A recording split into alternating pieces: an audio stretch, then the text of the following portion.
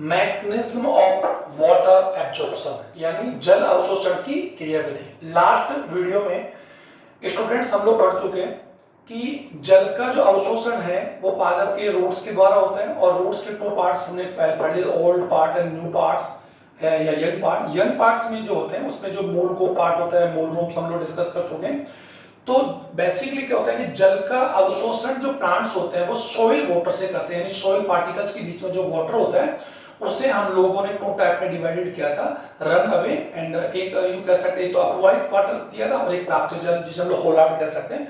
Hollard जल भी mainly 4 type का होता है जिसमें कैपिलरी जो वाटर होता है वही प्लांट्स को प्रोवाइडेड होता है, ओके। और जो रेस्ट वाटर होता है, जो rest type of the water होता है, the plants does not absorb, plants do not absorb the rest type of the water, okay. तो वाटर का एब्जॉर्प्शन हम लोग पढ़ चुके हैं। वाटर एब्जॉर्प्शन के हमने रूट जो वाटर एब्जॉर्प्शन के जो पाथ हमने पढ़े थे रूट में, वो 3 टाइप, सिम्प्लांट, एपिप्लास्ट और वेस्कुलर, वो हम लोग डिस्कस कर चुके हैं। आज जनरली हम लोग बात कर रहे हैं मैकेनिज्म ऑफ वाटर एब्जॉर्प्शन, जल अवशोषण की क्रियाविधि। तो सर सबसे पहले ये मैं पहले लास्ट वीडियो में मैंने इसको डिस्कशन किया था, यहां पर हमने थोड़ी जगह नहीं छोड़ी है लेकिन कोई बात नहीं। सबसे पहले रेनर, एक बात ध्यान दें, रेनर ने सबसे पहले जो वाटर एब्जॉर्प्शन है यानी मैकेनिज्म ऑफ वाटर एब्जॉर्प्शन जो है उसको 2 टाइप में डिवाइडेड किया। एक है एक्टिव एब्जॉर्प्शन और एक है पैसिव। ये जनरली 2 टाइप के होते हैं।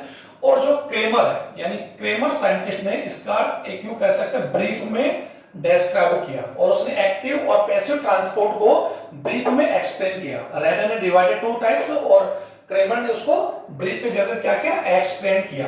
अब हम लोग according to Kramer the mechanism of water absorption are 2 type के होते हैं, एक्टिव एंड पैसिव। तो सर इसके हमने पहले जनरली डिफरेंसेस हमने पढ़ चुके हैं और लास्ट वीडियो में बताया था ये नाम से हो रहा है। एक्टिव एब्जॉर्प्शन जो होता है वो एक्चुअली इसमें वाटर एब्जॉर्प्शन के लिए प्लांट्स को एनर्जी की रिक्वायरमेंट होती है और पैसिव जो ट्रांसपोर्ट है उसमें एनर्जी की आवश्यकता रिक्वायरमेंट नहीं होती। तो जनरली हम इसको डिफाइन करें या इसके डिफरेंस मैं एक्सप्लेन करूं उसके पहले मैं आपको बता दूं कि एक्टिव जो ट्रांसपोर्ट होता है वो ओनली यू कहता the absorption of water, the presence, अगर जनरली बात यूं कर सकते हैं, the presence of force in a root.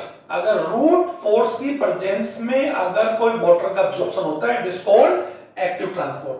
और अगर वाटर का एब्जॉर्प्शन अगर हम यूं कह सकते हैं कि एरियल पार्ट में जो फोर्स होते हैं या इसकी जो रिक्वायरमेंट फैक्टर्स होते हैं या फोर्स होते हैं वो अगर एरियल पार्ट में ओरिजिनेट हो, उसके रूट पार्ट में नहीं बल्कि शूट में ओरिजिनेट हो, तो ऐसे एब्जॉर्प्शन को हम लोग क्या बोलेंगे, पैसिव ट्रांसपोर्ट। तो एक्टिव और पैसिव में जनरली जो डिफरेंट जो मैंने बता दिया वो तो हम देख रहे हैं लेकिन जनरली डिफाइन को हमने पहले लिख रखा है। सबसे पहले देखो एक्टिव जो ट्रांसपोर्ट होगा ये at night and in morning, यानी जनरली ज्यादा ये at night and in morning होगा। और ये कब होगा, जब किसी प्लांट में ट्रांसपायरेशन जो वाष्पोषण प्रोसीजर या वाष्पोषण जो मैकेनिज्म बहुत ही लेस यानी कम हो, ऐसी कंडीशन में कुछ प्लांट वाटर का कुछ अमाउंट में यानी कह सकते हैं कि लेस अमाउंट में वाटर का एब्जॉर्प्शन कर सकते हैं।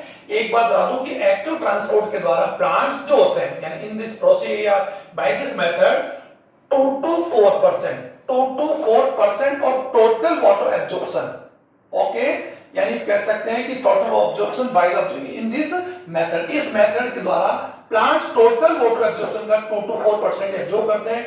और पैसिव के द्वारा जब बात हम कर सकते हैं तो 96 to 98%, ओके। तो ये एट नाइट और इन मॉर्निंग होता है, ये एट नून, ये दोपहर में यानी डे। अगर बात जनरली बात हम करें डे या एट नून में सर्वाधिक यानी यूनिवर्सल होता है, सबसे ज्यादा अगर यूं कह सकते हैं। एटीपी, इस प्रोसेस में एटीपी रिक्वायरमेंट, ये साफ-साफ लिख रहा है एटीपी रिक्वायरमेंट्स की बात हम कर सकते हैं इन दिस मेथड, ओके। और you can no ATP requirements in passive transport या during the passive absorption, okay. Third, root force, अभी मैं बता दिया कि रिक्वायरमेंट फोर्सेस ओरिजिनेट या यू कह सकते हैं presence forces originate in root. जो फोर्सेज होते हैं वो अगर रूट में अगर ओरिजिनेट हो तो ऐसे एब्जॉर्प्शन को हम क्या बोलेंगे, एक्टिव बोलेंगे। इसमें जो रिक्वायरमेंट फोर्स होते हैं, जो फैक्टर्स होते हैं और शूट में या फिर एरियल पार्ट में ओरिजिनेट होते हैं।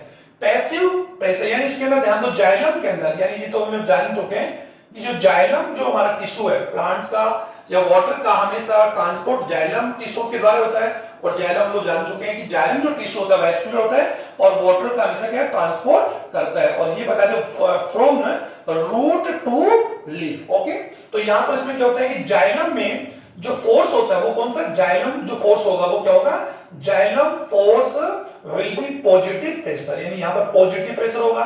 और पैसिव एब्जॉर्प्शन में जो जाइलम फोर्स होगा कौन सा, जाइलम में जो फोर्स ओरिजिनेट होगा वो क्या होगा, नेगेटिव यानी ऋणात्मक होगा। ये ध्यान दो, यहां पर जो फोर्स होगा वो हमेशा कहां से होगा, रूट टू, रूट से अप, यानी यू का रूट टू अप होगा, और यहां पर क्या होगा, फ्रॉम लीफ टू रूट होगा, यानी aerial part to root part की ओर होगा। ये ध्यान दो, नेगेटिव होगा। ओके, फिर तो बात करें total 2 to 4%, 2 to 4% of total water absorb by this method, और यहां पर 96 to 90% of total water absorb by in this method.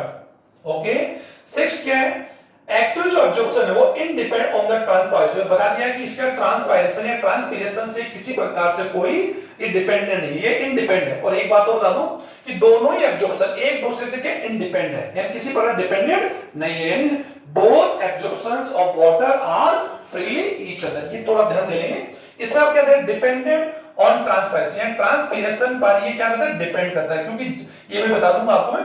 और लास्ट जो 7th वन वाली, 7th was difference is by roots, ये एक्चुअली क्या होता है, बाय रूट्स बता दिया मैंने आपको, एक्टिव एब्जॉर्प्शन रूट्स के द्वारा होता है, और इसमें इन रूट्स, इसमें जो रूट सेल्स होती है वो वाटर एब्जॉर्प्शन के लिए पाथ प्रोवाइड करवाती है, यानी मार्ग प्रोवाइड करवाती है, इसमें कोई हेल्प नहीं करती, केवल पाथ प्रोवाइड करवाती है। ये बेसिक डिफरेंस है between active and passive absorption. Sir एक बार मैं और बोलना चाहूंगा, एक्टिव और पैसिव जो एब्जॉर्प्शंस है इसमें बेसिकली जो डिफरेंस है, एक तो किसका है, एटीपी के रिक्वायरमेंट का, एक जो ओरिजिनेट जो इसके जो रिक्वायरमेंट जो फोर्स है, इसमें एरियल पार्ट में मैं जोर क्यों दे रहा हूं, क्योंकि आप थोड़ा ध्यान दें, पैसिव एब्जॉर्प्शन एक्चुअल में जितना टोटल एब्जॉर्प्शन होता है उसका 96 to 98% of total water absorption by this method, by passive absorption. Passive absorption के द्वारा ही प्लांट ज्यादा वाटर का क्या करता है, एब्जॉर्प्शन करता है, विदाउट रिक्वायर एटीपी, एटीपी की रिक्वायरमेंट नहीं होती है। और इसके अंदर जो फोर्सेज होते हैं वो एरियल पार्ट में, एरियल पार्ट का ट्रांसपायरेशन जो पार्ट होता है लाइक स्टेम्स है, लीव्स है, इसमें लीव्स और जो एरियल पार्ट होते हैं वही इसके लिए रिक्वायरमेंट्स होते हैं। ओके, और रूट्स इसमें क्या करती है, रूट्स इसमें वाटर के लिए केवल मार्ग या पाथ क्या करवाती है, प्रोवाइड करवाती है। इसमें के बात हम कर सकते हैं, इसके डिफरेंट हम लोग देख ही चुके हैं, इसके द्वारा एनर्जी रिक्वायरमेंट होती है, और ये ट्रांसपायरेशन पर इंडिपेंडेंट होता है, डिपेंडेंट नहीं होता है, डिपेंडेंट होता है। और ये जनरली कब होता है, ये मैंने बता दिया कि एक तो इन मॉर्निंग, अगर अभी कैसा सनराइज की बात हम कर सकते हैं, ये उस समय जनरली, और एक एट नाइट, यानी जब थोड़ा मॉइस्चर होता है, एटमॉस्फेयर में जो नमी होती है, तब इस प्रकार का पागल क्या करते हैं, वो वाटर एब्जॉर्ब करते हैं। ये भी कौन से प्लांट्स होते हैं, कुछ हर्ब्स होते हैं, कुछ छोटे प्लांट्स होते हैं, वो ऐसे कंडीशन में छोटे शाखी प्लांट होते हैं वो वाटर का एब्जॉर्प्शन कर सकते हैं। और जो बड़े प्लांट्स होते हैं लाइक अगर जिनके लेंथ 150 to 200 मीटर 200 फीट से, लाइक यूकेलिप्टस है, चिकोआई प्लांट जिनकी लेंथ 300 to 400 है, इनमें water absorption passive transport. Okay, अब सर एक्टिव ट्रांसपोर्ट को मैंने यहाँ पर एक बार दिखा रखा है, एक्टिव ट्रांसपोर्ट को समझने के लिए थोड़ा सा फोर्स करें, थोड़ा ध्यान दें। सर जनरली यहां पर हमें दिखा रखा है कि रूट हेयर्स है, ये आप लोगों की रूट हेयर्स है। ओके, और ये कौन है sir, soil water, sorry soil water, या फिर ये सॉइल पार्टिकल, और सॉइल पार्टिकल्स के बीच में ये कैपिलरी वाटर है। ओके, और ये यहाँ पर एक्चुअली ये रूट्स की सेल्स है, और रूट्स का जो अगर हम लोग पढ़ चुके हैं, रूट्स के अगर हम लोग मॉर्फोलॉजी पढ़े तो इसका आउटर पार्ट होता है एपिब्लेमा, एपिब्लेमा के ये यहाँ पर मैं लीनियर डायग्राम बता रहा हूँ, ये इसके अंदर वल्कुट रीजन, और वल्कुट जो रीजन होता है वो थोड़ा बड़ा होता है, ये थोड़ा सा यूं कर सकते हैं, two divided in two layers में। ये वल्कुट के नीचे की बात हम कर सकते हैं, ये एंडोडर्मिस लेयर्स आ जाता है, एंडोडर्मिस के नीचे फिर ये आ जाता है एंडो क्या बोलते हैं, पेरीसाइकिल, और पेरीसाइकिल की अगर बात हम करते हैं, ये पित्त आ जाता है, पित्त इसे हम मज्जा भी कह सकते हैं। और ये भी हमने पढ़ चुके हैं कि जो मोनोकोट जो रूट्स होती है उसमें जो पित्त पार्ट होता है वो थोड़ा सा डेवलप्ड होता है compare to dicot roots. Okay, और ये यहाँ पर अगर उसके टिश्यूज की बात हम कर सकते हैं, ये यहाँ पर जाइलम एंड फ्लोएम टिश्यू है, जाइलम फ्लोएम। और यहाँ पर हम लोग जानते हैं कि जाइलम जो टिश्यूज है वो उसको हम लोग डिवाइड कर चुके हैं, अभी इसको हम लोग डिफाइन नहीं करेंगे। जाइलम जो होता है प्रोटोजाइलम मेट्रोजाइलम होता है, और वैसे होता है ओरिजिनेट, ओरिजिनेट के आधार पर प्रोटोजाइलम मेट्रोजाइलम होता है। और रूट की जो एंडोडर्मी जो सेल्स होती है, ये ध्यान दें, एंडोडर्मी जो सेल्स होती है वहां पर एक्चुअल में सोबेरिन और क्यूटिन का डिकम्पोज होने से यहां पर एक विशेष प्रकार की स्ट्रिप बन जाती है। उन स्ट्रिप्स को हम लोग कैस्परिन बोलते हैं, क्योंकि डिस्कवर्ड बाय द कैस्परिन साइंटिस्ट। और ये कैस्परिन की वजह से, एक बात बता दूं कि जो हमने एटोप्लास्ट पढ़ा था, एटोप्लास्ट जो जल का पार्ट पढ़ा था, जल का जो माल पढ़ा था, उसमें बता दिया था कि जड़ की या रूट की जो एपिडर्मिस जो सेल्स होती है, एपिडर्मिस सेल्स को छोड़कर बाकी पार्ट्स में जल का अगर cell wall to cell wall water का अगर ट्रांसपोर्ट होता है तो उसको हम लोग एपिप्लास्ट बोलते हैं। ओके सर, क्योंकि एपिडर्मिस जो पार्ट होता है रूट का, वहां पर सोबेरिन और कैस्परिन का एक स्थूलीकरण होने से यहां पर वाटर का रेगुलरली कंटिन्यूअसली क्या नहीं होता, पाथ या फ्लो नहीं हो सकता है। ओके, तो वहां पर क्या होता है कि सेल मेम्ब्रेन के द्वारा, किस द्वारा, सेल मेम्ब्रेन के द्वारा वाटर का पाथ होता है, जिसे हम लोग अपनी भाषा में अंतः झिल्ली या अंतः कला मार्ग भी कहते हैं। ये इसको भी कंफर्म कर लें। और ये किस वजह से होता है, क्योंकि रूट्स की एंडोडर्मिस में कैस्परिन स्ट्रिप्स आर प्रेजेंट, जो एक्चुअली क्या करती है, प्रिवेंट या यू कह सकते हैं बैरियर टू वाटर फ्लो, या बैरियर इन वाटर फ्लो में बैरियर करती है, जिससे वाटर का जो फ्लो होता है वो cell wall to cell wall नहीं हो सकता। ओके, तो ये कंफर्म कर लें। तो रूट्स में ये मैंने आपको सेल्स और इन्हीं को एनाटॉमिकल यहां पर दिखाया कि ये रूट्स के एपिफिलमा सेल वाले से ये सेल्स है और ये जाइलम सेल्स है, ये आप कंफर्म कर लें। अब बात आती है, कह सकते हैं कि जल का एक्टिव एब्जॉर्प्शन कैसे होगा। तो एक्टिव एब्जॉर्प्शन के लिए क्या होता है, जनरली सॉइल वाटर जो होता है उसमें वाटर का जो कंसंट्रेट होता है वो ज्यादा होता है। और जो ये जो आपको सेल दिखा रखी है रूट हेयर, जो हम लोग पहले पढ़ चुके हैं कि रूट हेयर एक कोशिकीय यानी यूनिसेलुलर एंड यूनिन्यूक्लिएटेड सेल्स है। ये सबसे पहले क्या होता है, इस सेल्स के अंदर डीपीडी जो होता है, डीपीडी, इसका डीपीडी एक्चुअली क्या होता है, कम होता है।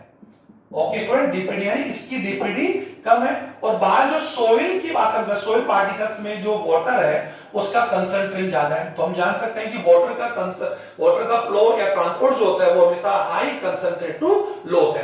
तो वाटर सबसे पहले क्या होगा, सोइल पार्टिकल से रूट हेयर में एक्चुअली क्या करेगा, एंटर करेगा। ओके ओके स्टूडेंट, ये आप समझ पा रहे होंगे।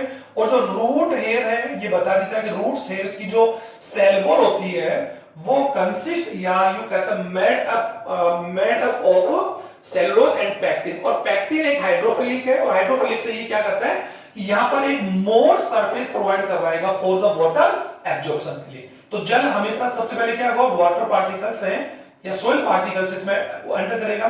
तो एंटर करते इस सेल की जो रूट हेयर है, इसका जो कोशिका रस है, ये जो साइटोप्लाज्म है उसमें वाटर आते ही इसकी स्थिति होगी और स्थिति में कर्ज प्रेशर फॉर्म होगा। और उसकी डीपीडी जो ज्यादा, यू कह सकते हैं कि जो डीपीडी जो ज्यादा थी, कम थी, वो क्या हो जाएगी, सॉरी ज्यादा थी वो क्या हो जाएगी, कम हो जाएगी। और कम होती इसकी वाटर डिमांड घट जाएगी। और नेक्स्ट जो सेल्स है, अगली जो सेल्स है इसकी एपिग्लोस सेल्स है, इसमें डीपीडी की वैल्यू क्या होती है, ज्यादा होती है। तो यहाँ पर रूट हेयर से वाटर का एक्चुअली ट्रांसपोर्ट कहां से होगा, रूट हेयर टू ए से। ओके स्टूडेंट, फिर A to B, B to C, C to D. और ये कैसे हो रहा है, ये मैंने पहले बता दिया था कि हमेशा DPD and more DPD to less DPD. ये ध्यान दोगे, मोर डीपीडी मतलब अधिक डिफ्यूजन प्रेशर डिवीजन, विसरण दाब न्यूनता से कम विसरण दाब न्यूनता की ओर वाटर पार्टिकल्स का क्या होगा, ट्रांसपोर्ट होगा। ये कंफर्म कर लें, ये बार बार मैं बता रहा हूं।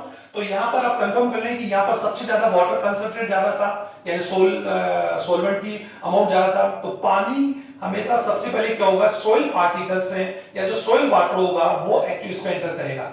इसमें एंटर करते ही जो रूट हेयर है, जो मूलरोम है, मूलरोम कोशिका में जल की मात्रा बढ़ जाएगी। और जल की मात्रा बढ़ जाएगी तो डेफिनेटली इसकी डीपीडी की वैल्यू क्या हो जाएगी, कम हो जाएगी। कंफर्म कर, कम हो जाएगी, लेस हो जाएगी कंपेयर टू नेक्स्ट सेल।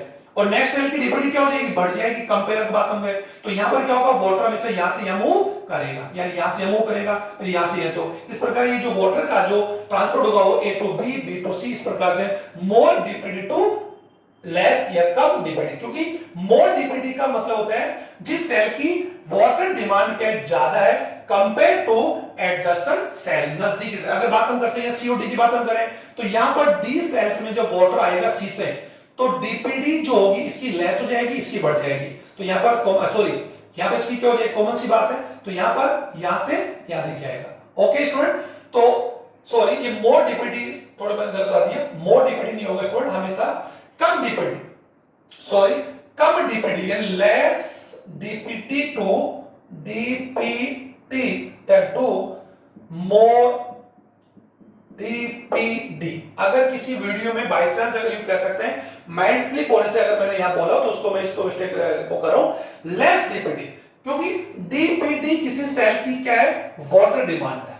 एक बार ध्यान दें, water demand, okay sir, water demand of cell. Okay, तो सेल की वाटर डिमांड का अगर उसकी डीपीडी कम है मतलब उसकी डिमांड कम है, इसकी ज्यादा है तो इसकी डिमांड कम है, इसमें जल का जो वाटर जो है उसका अमाउंट या उसकी कंसेंट्रेट क्या होगा, ज्यादा होगा इसकी कंपेयर में। तो हमेशा water less DPD to more DPD जाएगा। ओके स्टूडेंट, इस प्रकार ये एक्टिव ट्रांसपोर्ट से वाटर कहां पहुंच जाएगा, जाइलम। तो दिस इज एक्टिव ट्रांसपोर्ट, ये एक्टिव ट्रांसपोर्ट है और इसमें एक्चुअल में एक्टिव समटाइम कभी-कभार एटीपी की रिक्वायरमेंट भी पड़ती है। तो ये आप लोगों में ये तो है एक्टिव ट्रांसपोर्ट। पैसिव ट्रांसपोर्ट जो होता है स्टूडेंट, जनरली पैसिव ट्रांसपोर्ट जो होता है वो कब होगा, ये मैं बता दिया कि ये जनरली डे जो दोपहर का टाइम होता है उस पर जनरली ज्यादा होता है। और इसमें क्या होता है कि जब प्लांट्स की लीफ में ट्रांसपायरेशन यानी वास्पोसन प्रोसेस जब होता है, इसको मैं जनरली थोड़ा सा जल्दी से डायग्राम के माध्यम से अगर मैं बना कर आपको बताऊं,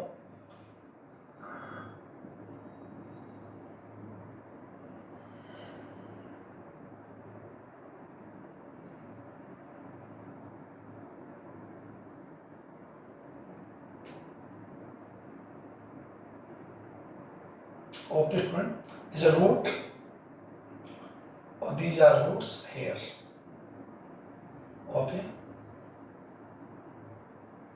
okay, और ये एक्चुअल में इन रूट्स है, ये जो रूट्स है आप देख पा रहे हैं, और ये जाइलम, जाइलम ऑफ रूट और ये जाइलम ऑफ सूट। ये थोड़ा सा ध्यान दें, इस प्रकार root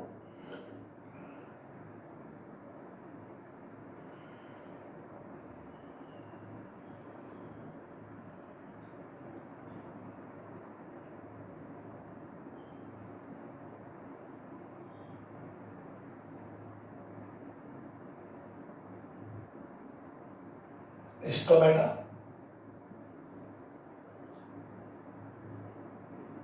Madrid, mesophyll, anatomy of leaf we will discuss in next video. Sir आप यहां देख पा रहे हैं कि ये रूट्स है और ये रूट्स हेयर्स है, और अभी बता दिया रूट्स हेयर्स जो सेल्स होती है सबसे पहले रूट हेयर ही वाटर का एब्जॉर्प्शन करता है फ्रॉम सॉइल वाटर, ये बताने की आवश्यकता नहीं।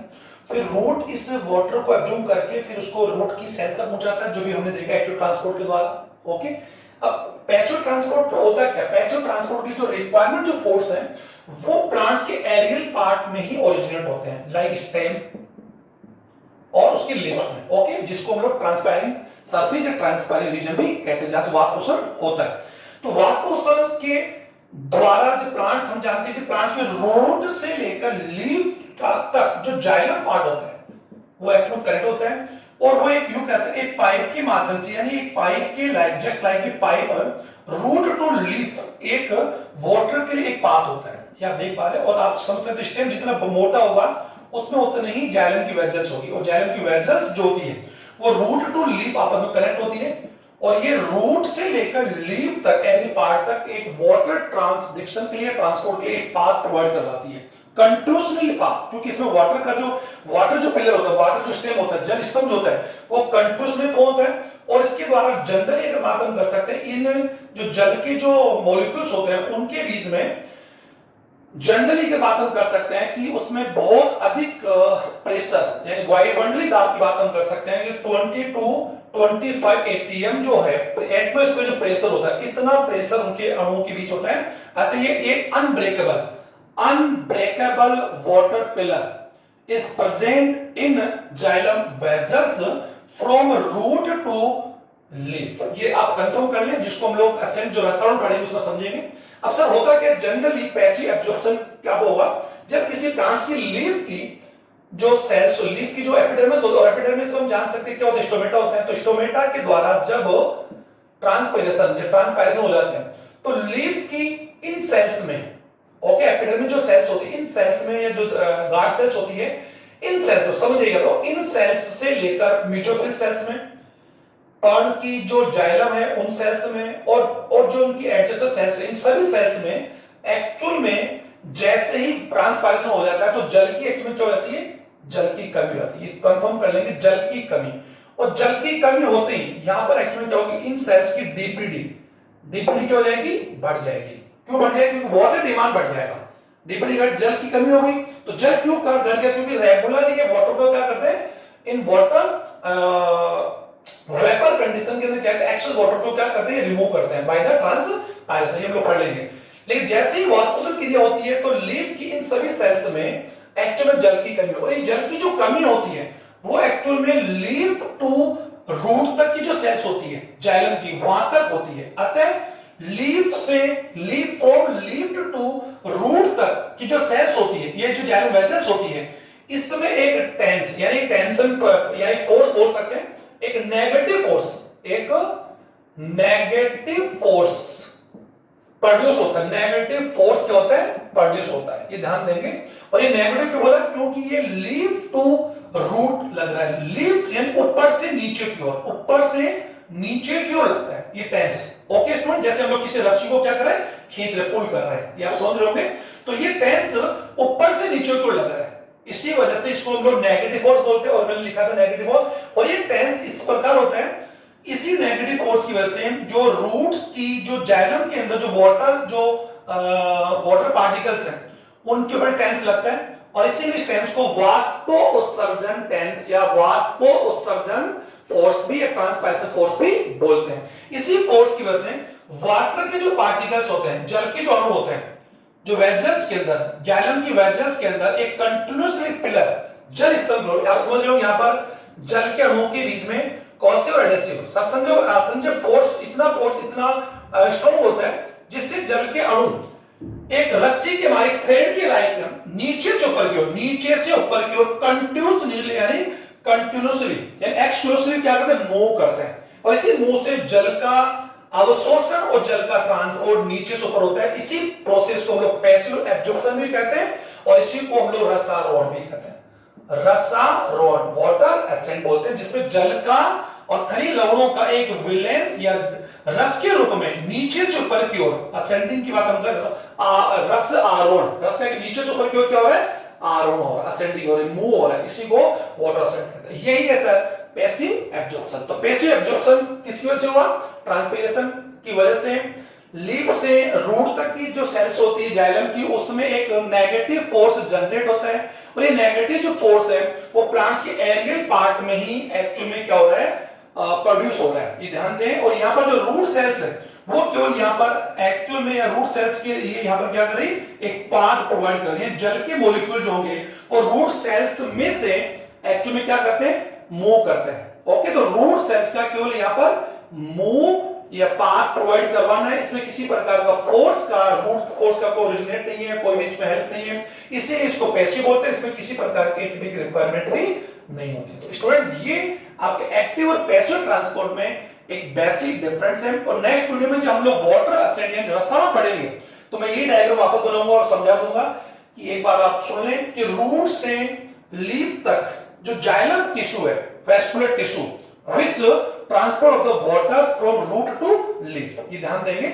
तो लीफ से, रूट से लीफ तक की जो जाइलम सेल्स होती है, जो जाइलम वेसल्स होती है, उनमें वाटर मॉलिक्यूल्स कर्सिव और एडेसिव, सत्संजक और आसंजक फोर्स से क्या होते हैं, जुड़े होते हैं, बंधे होते हैं, जिनसे जिनके बीच एक कंटिन्यूअसली एक फोर्स होता है जो एक वाटर पिलर फॉर्म करता है। और ये वाटर पिलर जो होता है वो रूट टू लीफ तक एक कंटिन्यूअसली होता है, और जो नेगेटिव फोर्स लगता है तो वाटर मॉलिक्यूल्स, वाटर जो पार्टिकल ऐसे मूव करते हैं जैसे हम किसी थ्रेड या किसी रस्सी को ऊपर से खींच रहे हैं। तो जिस प्रकार हम रस्सी को ऊपर यानी किसी एक रस्सी का मुंह अगर हमने नीचे लटका रखा, कोई भी लटका है, उसकी बाल्टी बंदी और उसकी ढीले पार्ट को लोग ऊपर से जब हम लोग खींचते हैं, पुल करते हैं, तो पुल करने पर रस्सी के में जो ढीली रस्सी होती है उसमें टेंस आ जाता है, एक तनाव आ जाता है, वही तनाव यहाँ पर जल पार्टिकल्स की ओर रहता है और वाटर पार्टिकल रेगुलरली मूव करते हैं और रेगुलरली यह ट्रांसपायरेशन होता है। तो ट्रांसपायरेशन की पोजीशन या उपस्थिति में ही पैसिव ट्रांसपोर्ट या पैसिव एब्जॉर्प्शन होता है। Thank you.